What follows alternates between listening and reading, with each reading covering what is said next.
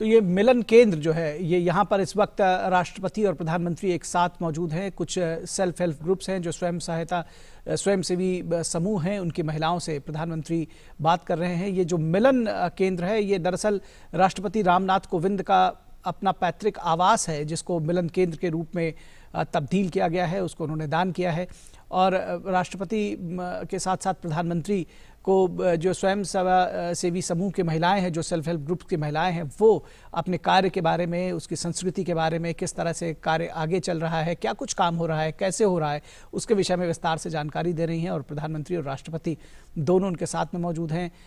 राज्यपाल आनंदीबेन पटेल और मुख्यमंत्री योगी आदित्यनाथ भी मौजूद हैं। तो ये सारी जो क्षण है वो दुर्लभ हैं, अविस्मरणीय कहे जाएंगे इन महिलाओं के लिए भी, स्वयं सहायता समूह की महिलाओं के लिए, जो एक परिवर्तन लेकर आ रही हैं समाज में, एक विकास की वाहक है, परिवर्तन की वाहक है।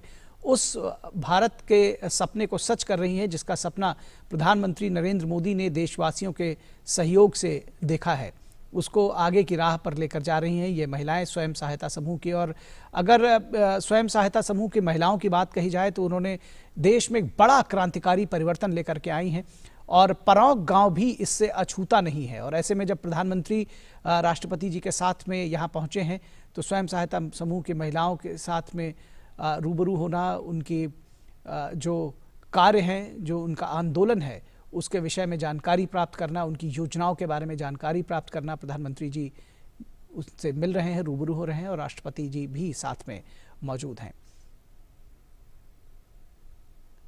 ये इन महिलाओं के लिए भी बेहद महत्वपूर्ण क्षण है, अविस्मरणीय क्षण है, कभी ना भूल सकने वाला क्षण है।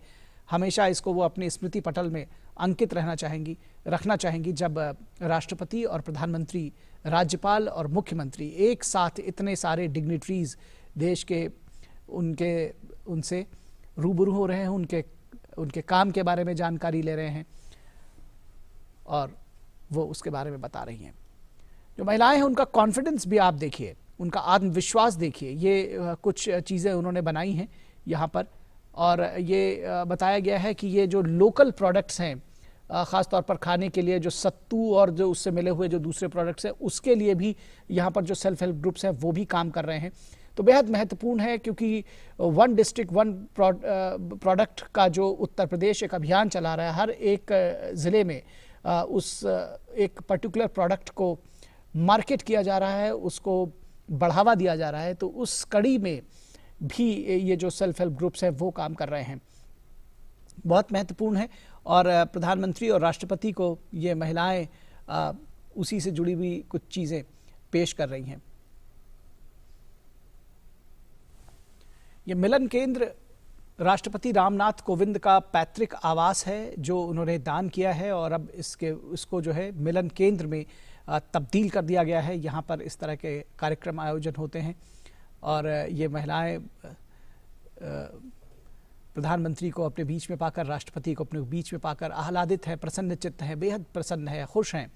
और एक तस्वीर इस क्षण की साझा करना निश्चित तौर पर बनता भी है, मौका भी है, दस्तूर भी है। और सबसे अच्छी बात है कि राष्ट्रपति और प्रधानमंत्री इन दोनों ने इन महिलाओं को, इन स्वयं सहायता समूह की, इनको अगर देवियाँ कहा जाए तो गलत नहीं होगा, क्योंकि श्रम देवियाँ हैं ये, अपने श्रम से भारत के विकास की एक नई गाथा लिख रही हैं। उनके बीच में उन्होंने मौजूद होना, उनके साथ में ये तस्वीरें साझा करना, खिंचवाना बहुत महत्वपूर्ण समझा है। हमारे संवाददाता कुमार आलोक हमारे साथ मौजूद हैं। कुमार आलोक, क्या जानकारी देंगे? ये अद्भुत जो क्षण है ये परौंक गांव के लिए निश्चित तौर पर, उनके जो निवासी हैं उनके लिए अविस्मरणीय रहेगा, हमेशा इन पलों को संजो कर रखना चाहेंगे। जी बिल्कुल सही कहा आपने कि जिस तरीके से मैं यहाँ 3 दिन से हूँ और देख रहा हूँ कि इस गांव की जो तकदीर और तस्वीर है बिल्कुल बदली हुई है।